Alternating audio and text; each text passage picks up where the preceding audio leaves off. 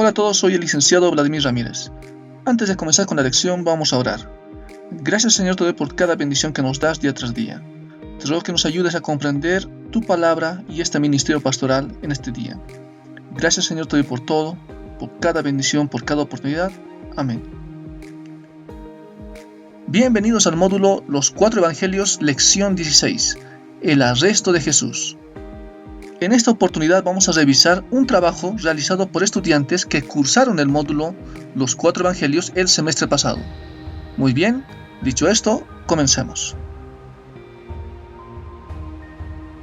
Primeramente vamos a leer Mateo capítulo 26, del versículo 47 al 56. Todavía estaba hablando Jesús cuando llegó Judas, uno de los 12. Lo acompañaba una gran turba armada con espadas y palos, enviada por los jefes de los sacerdotes y los ancianos del pueblo. El traidor les había dado esta contraseña: al que le dé un beso, ese es, arréstenlo. Enseguida Judas se acercó a Jesús y lo saludó. Rabí, le dijo, y lo besó. Amigo, le replicó Jesús, ¿a qué vienes? Entonces los hombres se acercaron y prendieron a Jesús. En eso, uno de los que estaban con él extendió la mano, sacó la espada e hirió al siervo del sumo sacerdote, cortándole una oreja. Guarda tu espada, le dijo Jesús, porque los que a hierro matan, a hierro mueren. ¿Crees que no puedo acudir a mi Padre y al instante pondría a mi disposición más de 12 batallones de ángeles? Pero entonces, ¿cómo se cumplirían las escrituras que dicen que así tiene que suceder?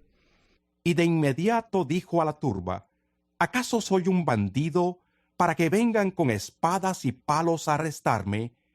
Todos los días me sentaba a enseñar en el templo y no me prendieron.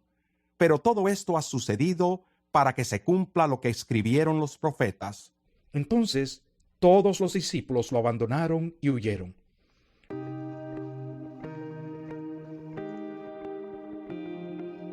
¿Sería posible tapar con nuestras manos la explosión de un volcán, evitando la erupción de fuego y lava? ¿Sería factible apretar con nuestras manos la tierra estremecida por un gran terremoto?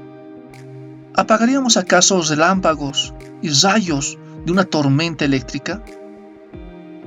¿Cómo es posible entonces que la mano de impíos pecadores pueda tocar el cuerpo santo del Hijo de Dios?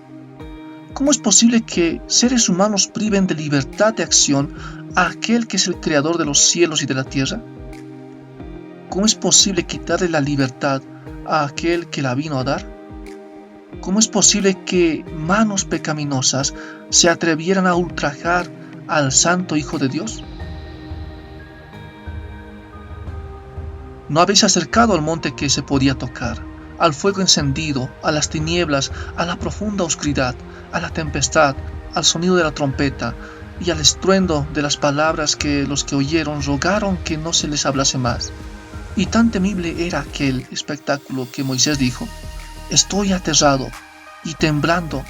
Pero no, ninguno de estos hombres tenía el discernimiento para darse cuenta de lo que estaban haciendo. No está bien desenvainar la espada por Cristo y por su verdad. La espada nunca debe ser usada para la extensión o regresión de ninguna opinión religiosa o para la propagación de lo que se cree que es la verdad. Jesús llama a los hombres a llevar su cruz, no a desenvainar espadas por él.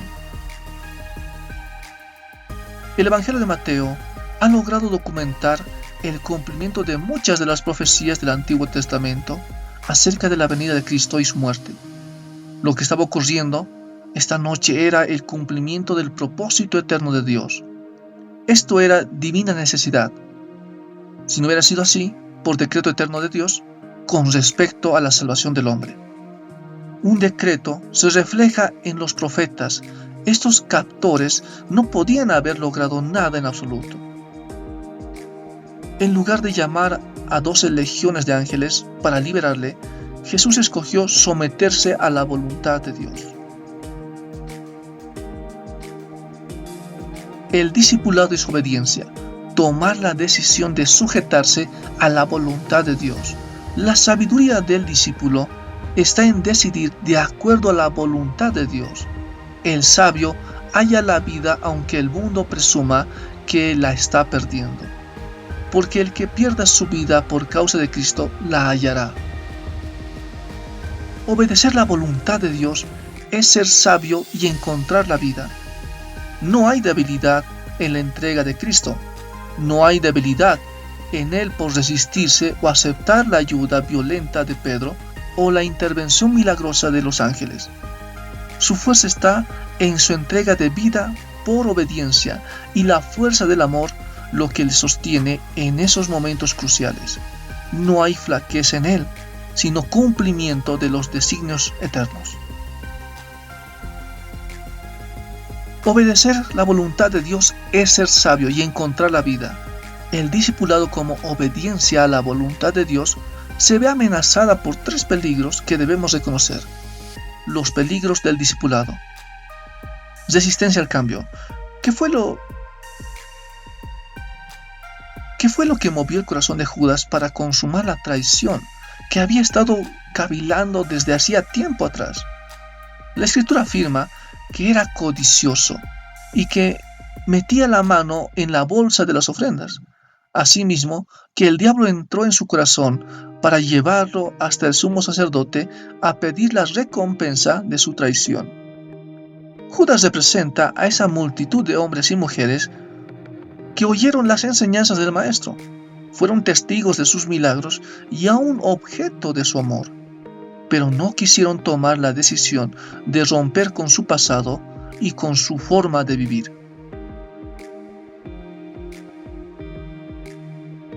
La primera amenaza del discipulado es no tomar la decisión de romper con el pasado y de formar la vocación que Dios pone en su horizonte.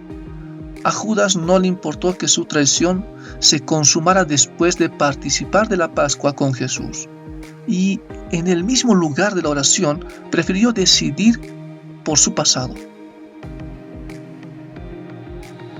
La segunda amenaza del discipulado es ejemplificada por el temperamento y el comportamiento del apóstol Pedro. La sinceridad de sus actos y el valor de su entrega son indiscutibles, pero su estrategia para defender a su maestro fue fallida. Así se lo indicaron las palabras del Señor. El discípulo no puede luchar con armas humanas, mucho menos violentas, para cumplir con su vocación. Las armas humanas no son útiles cuando se trata de asumir la voluntad del Padre y ser fiel a la Escritura, especialmente cuando estas armas humanas son contrarias al espíritu del reino de Dios. Pedro no entendió el propósito de Dios y quiso luchar con estrategias de hombres que lo llevaron a enfrentarse a los designios de la palabra. Es decir, las carnes nos estorban para asumir los propósitos divinos en las dimensiones de su reino. La Escritura nos exhorta a hacer morir las obras de la carne, porque la carne y el espíritu se oponen. La primera amenaza del discipulado es el temor al cambio, aferrándose al pasado. La segunda amenaza es echar mano de armas humanas que se oponen al Espíritu de Cristo. Los dos desembocan en la huida y el abandono del Señor, al no aceptarle en el momento de su humillación y su aparente derrota. La tercera amenaza del discipulado es el abandono. Jesús lo enfrentó en su ministerio porque después de haberles enseñado, muchos volvieron atrás y no quisieron estar con él. Hay heridas que el hombre no permite que le sean tocadas. El dolor es tal que prefiere el abandono a la salud. Después de haber orado intensamente y al percatarse de la presencia de los que iban a aprenderlo, Jesús asumió con decisión el propósito de su vida. Las Escrituras debían ser cumplidas. En 2 ocasiones repite la misma sentencia para que se cumplan las Escrituras. La manera de vencer a las amenazas del discipulado es obedecer la palabra y ser fieles a Dios en cualquier circunstancia y desafío. La obediencia, que es caminar por el sendero angosto, es una lucha en contra de la resistencia al cambio y al abandono de lo viejo. Es mortificación de la carne. Es una lucha intensa y dolorosa, dado que la inclinación al pecado es una debilidad humana. En esta lucha, el corazón del discípulo debe ser negado, diciendo no al yo y afirmando en él la voluntad de Dios. Dios pone en las manos de sus discípulos otras armas para la lucha espiritual, el arma de la obediencia y la fidelidad a su voluntad en cada encrucijada de la vida, que demande tomar una decisión. No hay debilidad en la entrega de Jesús. No hay debilidad en él por resistirse o aceptar la ayuda violenta de Pedro o la intervención milagrosa de los ángeles. Su fuerza está en su entrega de vida por obediencia y la fuerza del amor lo que le sostiene en esos momentos cruciales. No hay flaqueza en él, sino el cumplimiento de los designios eternos. En la medida en la que el discípulo renuncia al poder de las armas humanas o al poder milagroso que trata de eludir la toma de su decisión y se entrega en obediencia, opera en él la fuerza del Espíritu, que le lleva a acatar la voluntad de Dios y vivir sostenido por la fuerza poderosa del amor. No hay otra ayuda que el discípulo necesite para cumplir con su vocación. Le es suficiente la fuerza del amor que testifica del don del Espíritu en su alma y se muestra en la obediencia a la voluntad de Dios revelada en su palabra. No hay duda en ello. La obediencia a la voluntad de Dios no es asunto de adivinanza o estado de ánimo, sino que es la sujeción a su palabra, porque en ella Dios se ha revelado. Judas es un nombre hebreo y significa agradezco a Dios o reconozco a Dios. Sacerdotes es una persona que se dedica con su designación específica a realizar actos de culto en una religión, en ocasiones como intermediario entre los miembros de una comunidad religiosa y la divinidad a la que estos adoren. La palabra anciano se aplica por primera vez a un miembro de la iglesia cristiana, donde se hace referencia a ciertos dirigentes de Judea.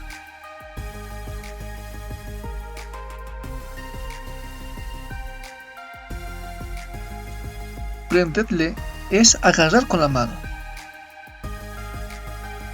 La palabra maestro se usa en la Biblia para traducir varias palabras hebreas y griegas.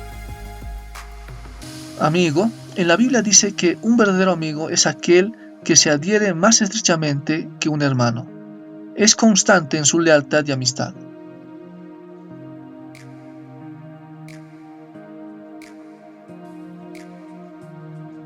Legiones de ángeles, en un sentido no militar, se refiere a una gran compañía. Así se utiliza en el Nuevo Testamento con referencia a las huestes de ángeles. En el uso romano no bíblico, es un término militar para la principal división del ejército romano en el Nuevo Testamento,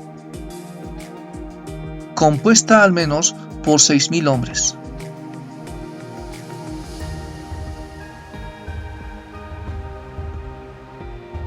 Para terminar, vamos a responder las siguientes preguntas de repaso.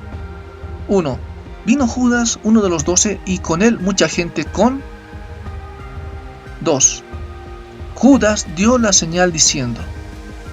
3. Jesús le dijo a Judas. 4. Uno de los discípulos sacó su espada e hiriendo a un siervo del sumo sacerdote, quitándole una. Y 5. Después que Jesús fuera arrestado, todos los discípulos dejándole huyeron.